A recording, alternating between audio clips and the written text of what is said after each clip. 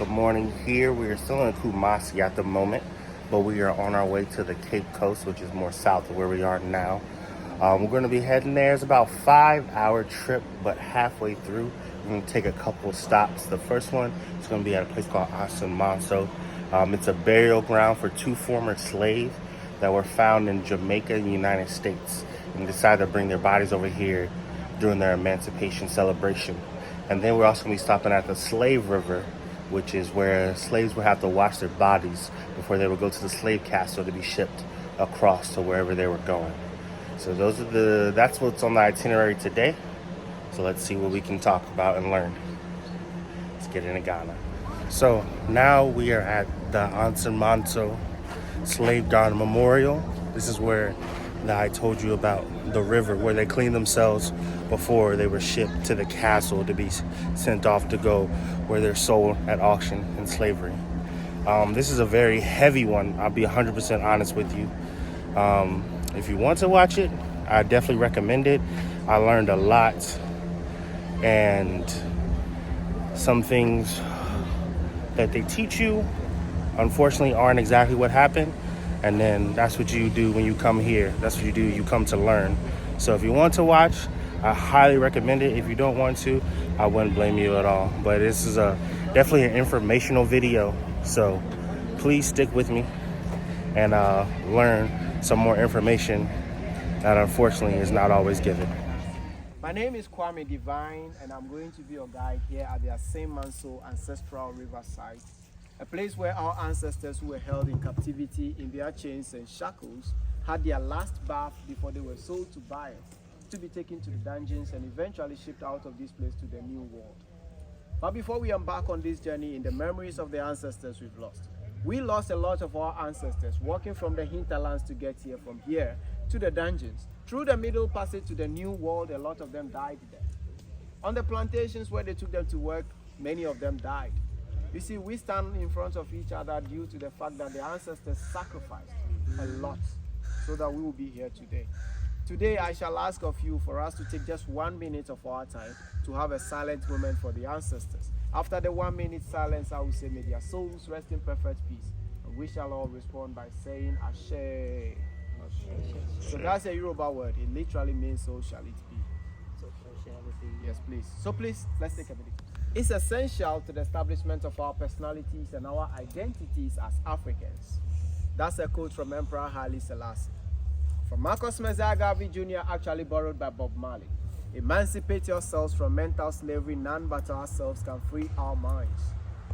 On this land, among the people of Benin, Togo, and Ghana, we have this common African proverb we stated: until the tales of the hunt is told by the lions, the hunt will always glorify the hunters.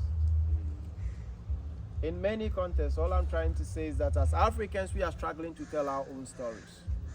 We are struggling not because we don't have the information. We are struggling not because we don't have the documentation, but a system is fighting against our history being told. A typical example is the United States of America. They call it critical race theory. I ask myself, what is about our history that is critically racial? 3 answers. Number 1, 400 years our ancestors were in chains and shackles.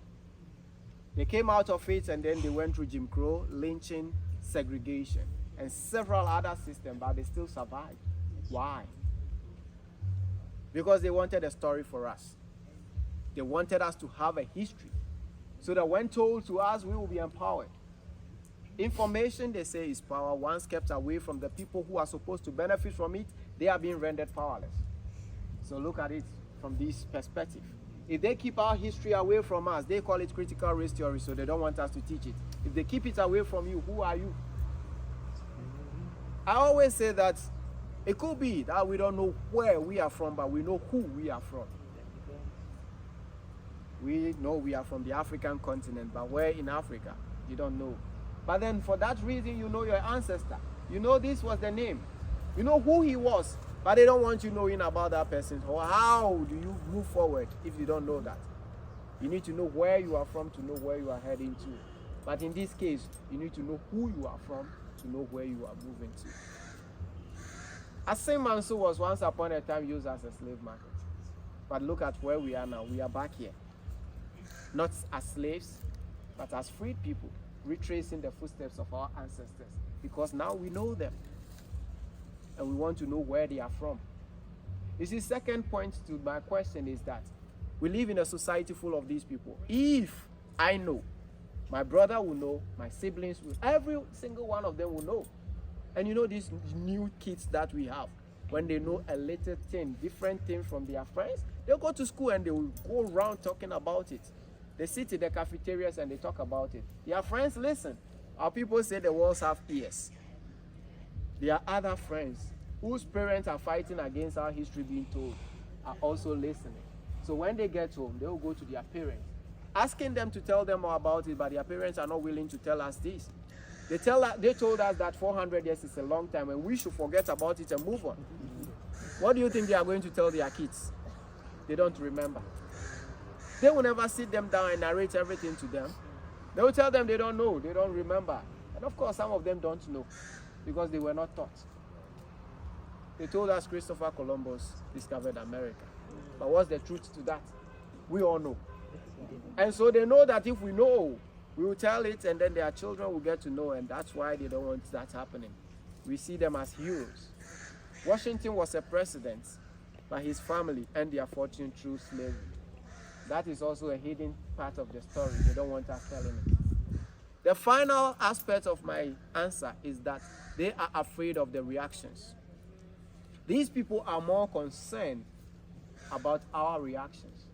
You see, they are thinking that when we get to know the entire truth, we are going to react in a way that they will react towards us if they were the ones in our shoes. So they don't want that happening. Long before the arrival of the Europeans onto this continent, we live on a very big, vast land. The oldest known name of the land was Akebuland. The word Akebuland simply means land of humanity, mother of all creations. Others call it Garden of Eden. And when you look around the entire continent, what do you see? Many things that are in abundance. We have everything. Our ancestors were using it before the Europeans got here. But they thought they could use it more than us. And so they started looting and paying us with something that is not close to the amount. They claim they traded with us in gold and ivory. I asked, how much is tobacco? And how much is gold? But then you took gold and you gave me tobacco. Is that a payment for that? No. You were just trying to cover your tracks. For centuries, our ancestors lived here. They fought among themselves for territorial expansions. Due to those indigenous warfares, they never enslaved themselves. Even though they had victims of wars, they never enslaved them. Rather, they brought them into their various cultures. If this community conquers the next, the land becomes this part. So then you practice what we practice. Indentured servitude was different from chattel slavery. It was the Europeans who brought that into this continent. Nearer to the 14th century, they started sailing across oceans, made their very first contact with the land, and they messed everything up. From Akebuland to Africa, the word Africa simply means children of the sun. Do you realize we glow under the sun? So when they saw that, they knew that we are able to absorb the energies from the sun and we could use it. And so they named the land after what they saw. 1471, the Portuguese were led by Prince Henry the Navigator, and they got to this part. They changed the name. It wasn't even Africa again, because they want to name each and every part. So they named it Gold Coast, because this was where they were handpicking the gold from the coast. They go to Benin, Burkina Faso, and several other places.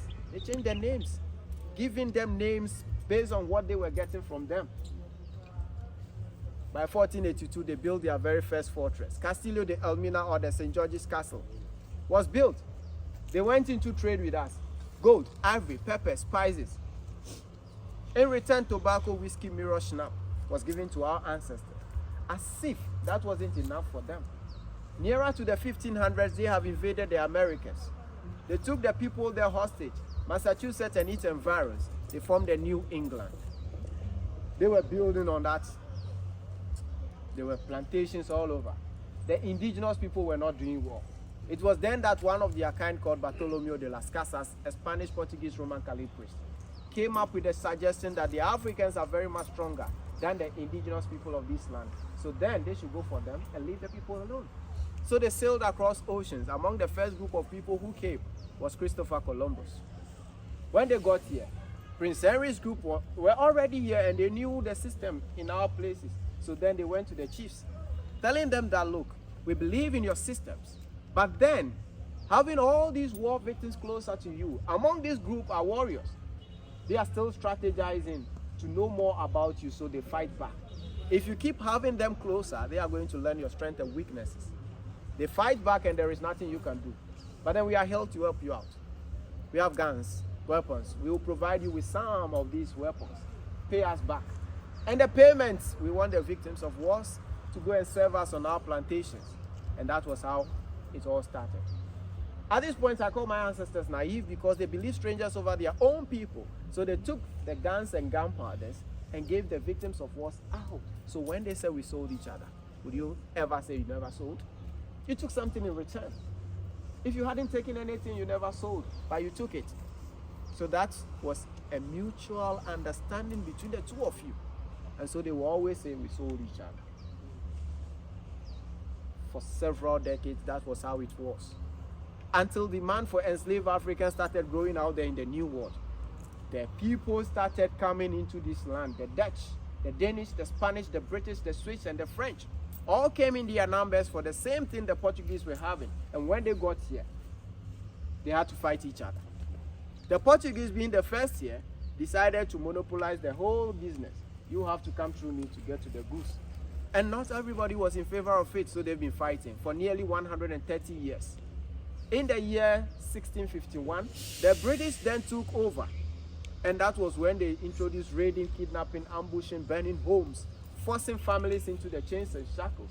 They were made to walk for so many miles. A historian here in Ghana called Akosia Adoma Pebi, professor of the University of Ghana, Legon, in her book entitled The History of Indigenous Slavery in Ghana from the 15th century to the 19th century, she made us aware that many slave markets were used here in West Africa, from Benin to Gambia.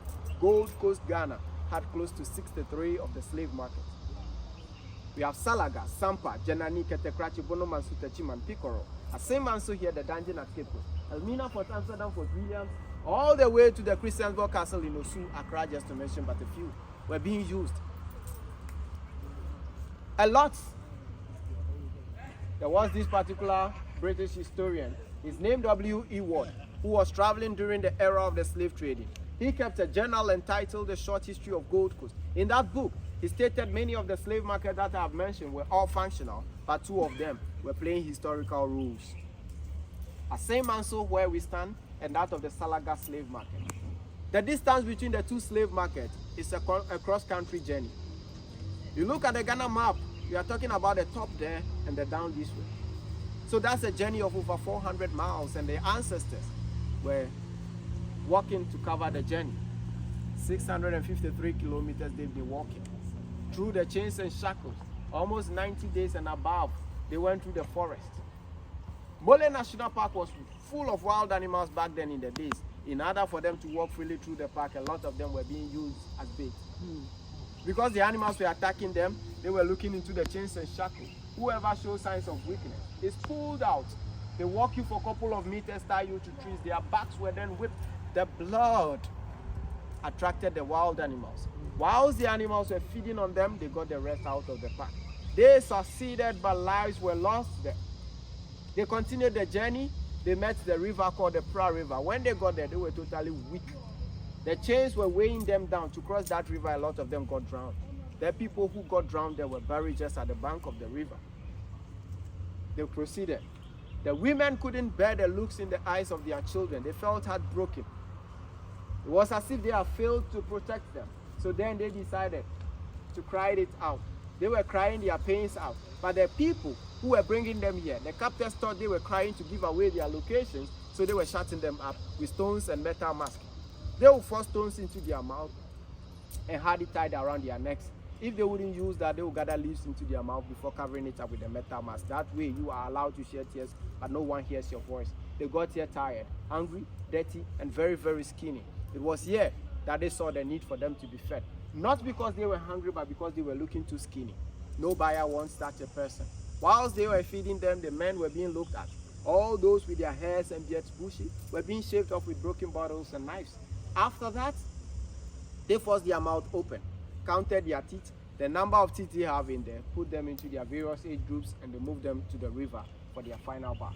But before we go there, up here we have the ancestral graveyard. Remains of our ancestors: Crystal from Kingston, Jamaica; Samuel Carson from New York City, United States. The last one was brought back from Barbados by the Prime Minister of Barbados.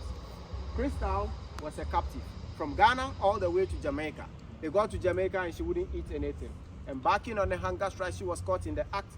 They needed to force her to eat, and that was when they were using the chisel and hammer method. They broke the teeth, created a way for the funnel, placed the food into the funnel with water, they pushed it down the throat. That way she stayed alive for them not to lose their money. But she was a strong woman. Whenever she's fed, she waits quietly. After they have all left, the hands go into the throat and she throws everything up. She continued and died in the process. A dying wish was to be brought back home. Centuries later, the bones were brought to this land together with the bones of Samuel Carson. Carson was one of the very first group of African Americans to serve in the U.S. Navy. He died and wasn't given a befitting burial. His nephew, Sonny Carson, a Pan-Africanist, brought the bones back in 1998. When they flew them to Ghana on a bus, they were going to the dungeon at Cape Coast. They got to this town called Abanzi, close to Anamabo. The road was blocked. The youth told the leaders that none of them left here on buses, not even in an airplane. They went at the bottom of a ship. So why don't you ship their bones back? So they gave them a boat, they picked the bones on it, across the ocean to the dungeon. They got to the dungeon at Cape Coast. The door called Door of No Return was locked. How to get them into the dungeon? They forced the door open, and they created the Door of Return. They were brought here, finally buried, and that's how come we have this graveyard. The last one was brought back in the year 2019 for the year of return, 400 years of African resilience. The Prime Minister of Barbados graced us with her visit, but not alone, with bones of her ancestors brought to this land to be buried there for their souls to connect and find peace. 11th of November 2019, those bones were brought. Around it are ashes of relatives. If you have the relatives with you in a piece of necklace, maybe something closer that you have the ashes in, we allow you in there to sprinkle it around, putting their spirits back to the soil. Or you take it all the way to the river and allow the river to free their spirits on this land. Those pictures are called the emancipators, freedom fighters, Malcolm X, Queen Nanny, Harriet Tubman, and the various ones are on this wall as people who fought for our freedom. We shall be taking the walk to the river, and we are going in this direction. So please, come with me. I strongly believe their spirits are still in us, and whenever the soles of your feet touches the ground, they are allowed, or you are allowing them to feel the spirits and then the earth once again. And that is why many of us walk without the shoes. But that's the first option. The second option is that you are allowed to stay in your shoes. Yes, nobody imposes it on you. It should be your own free will that I'm going to do this. When you stay in your shoes, that doesn't mean you have to keep your mouth shut. You have to ask yourself one question. For me today, that is very much important. Aside every other thing, the most important thing is you ask yourself this question. If the ancestors who went through the chains and shackles, walking for the 400 miles and beyond through this place to the dungeons, surviving the dungeons and crossing the oceans to the new world, hadn't survived it all, where would we be?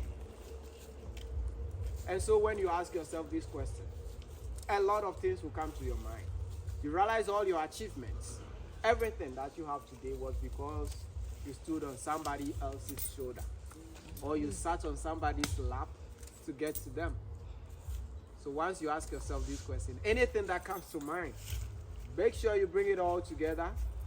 Try as much as possible to meditate on it, because this walk is going to be a very quiet and solemn walk. When we get to the river, you could release it all to them and free yourself.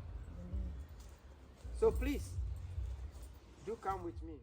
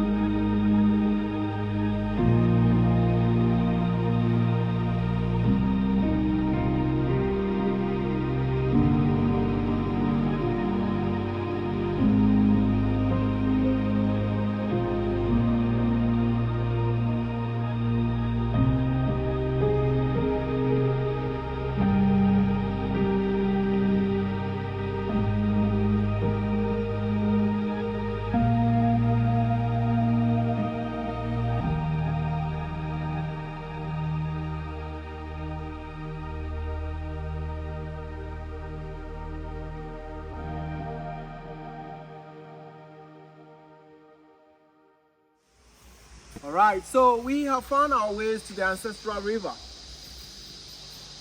The past 4 minutes walk to this place will be or shall be considered as the 400 miles of walking. And I could tell from your faces that when walking through this path, you ask yourself, how far is the river? A lot of things went through the minds of our ancestors before they got to this place. They asked themselves, how long are they going to keep us in the chains? Are we ever going to be free? Where are these people taking us? All these questions running through their minds. They couldn't even ask the person closer to them because he speaks a different language.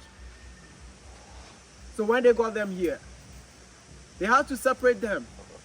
If you are with your family, they take you and move you to a different group. Then they take you to the river, different sections. Some others were chained to trees. The oldest tree that fell here was 605 years old, and that was in 1992. People who visited started picking part of it until it got finished. So when they brought our ancestors here, they chained them to those trees before sending them to the river. There are two sides of the river, two different river bodies. The one called Donkonsio was the one they used for our ancestors.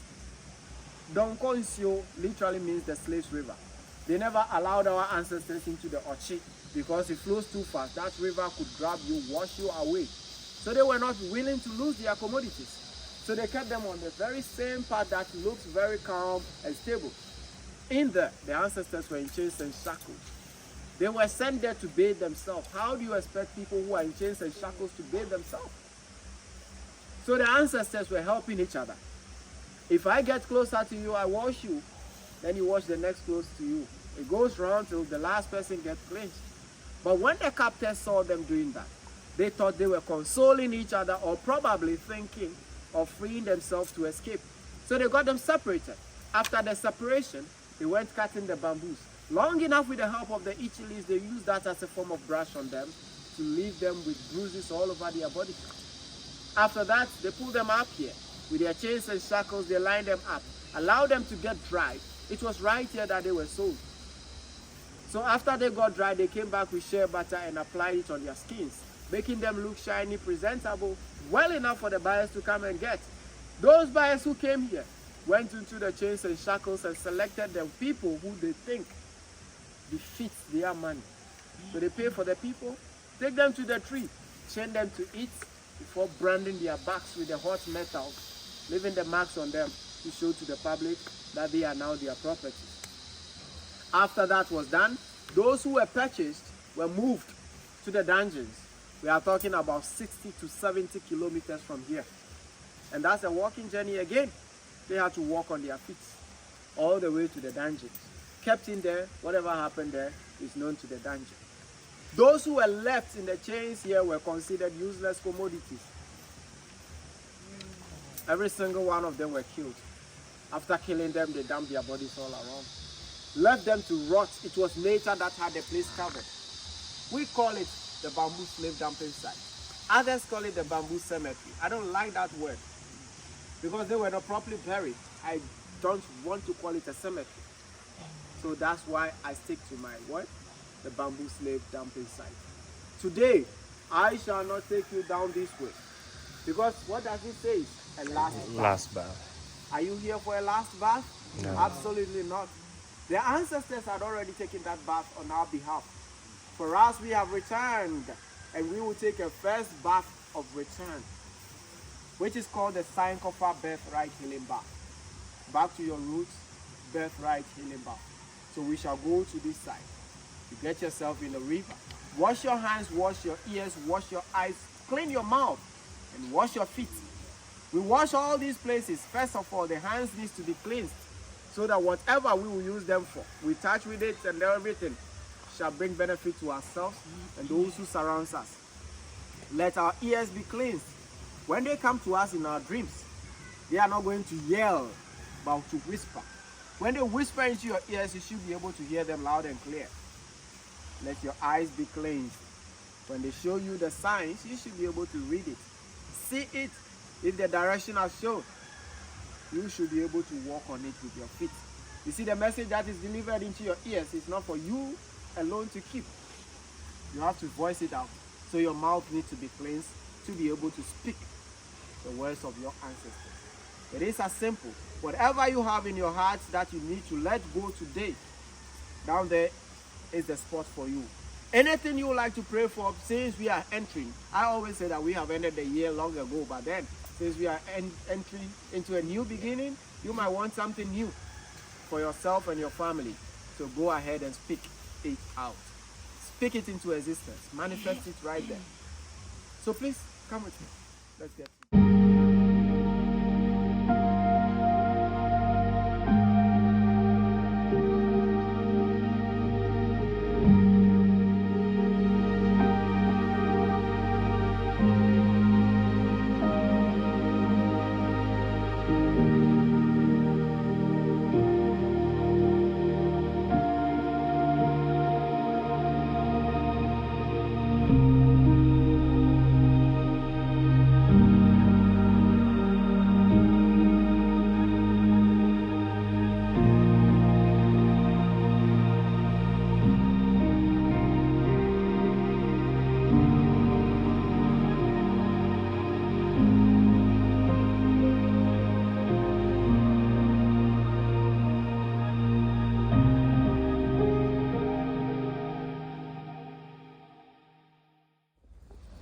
Before our ancestors left this place, they had names. Kojo Bafo, Akoto Ejei, and these local names. But unfortunately, in the chains and shackles, they lost those names. They lost their identity, even their heritage. They were given Kimber, Jackson, Smith, and all these new names, these European names, they took it away. But when the ancestors got there, they still held on to those names, created legacies, families with them. Today, you and I are here. We are called Smith, Johnson, Black, Green, Brown, so many other names. We are here on behalf of the ancestors. They couldn't come back here, but then we are here. For us, we believe that the names carries the soul. So when you write the names on this wall, you are trying to invite all the ancestors who couldn't journey back home themselves to return back home with you. So then the family names and other names that you want to put on this wall is what goes on the wall.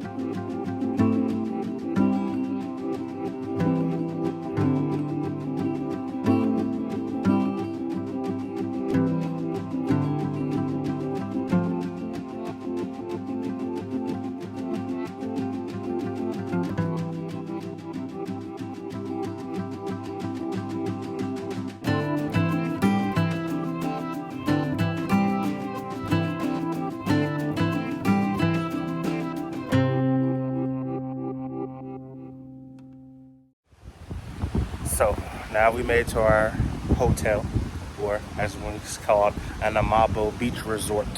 That pretty much means bedrock. That's what I found out from the receptionist. Is where they say that people lay their feet. That's why they call it the bed of rock. We're gonna be staying here for the next like 3 days, 3 nights, before we go back to Accra. There's a couple like places that are gonna be closer to here for us. We are on the Cape Coast now, where we just left from Kumasi. So now we're gonna enjoy some more beach vibes. There's some beach event tonight. Tomorrow we visit a couple of the slave castles, and then we have another beach event after that. So yeah, let's enjoy.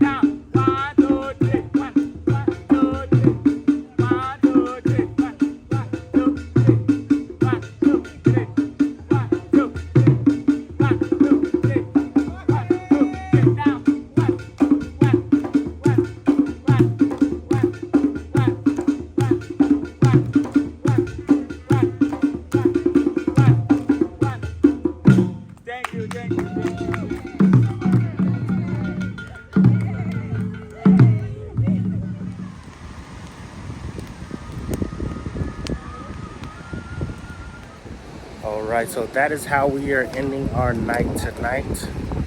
I know it started out a little heavy, but of course we had to end it with a little bit of fun. That's our first night here at the beach resort.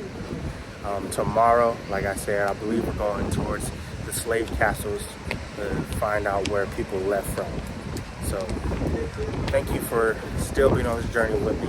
If you made it this far, because I know I said like the stuff earlier was a little heavy, if you made it this far, I appreciate it. Let's continue to get it in Ghana.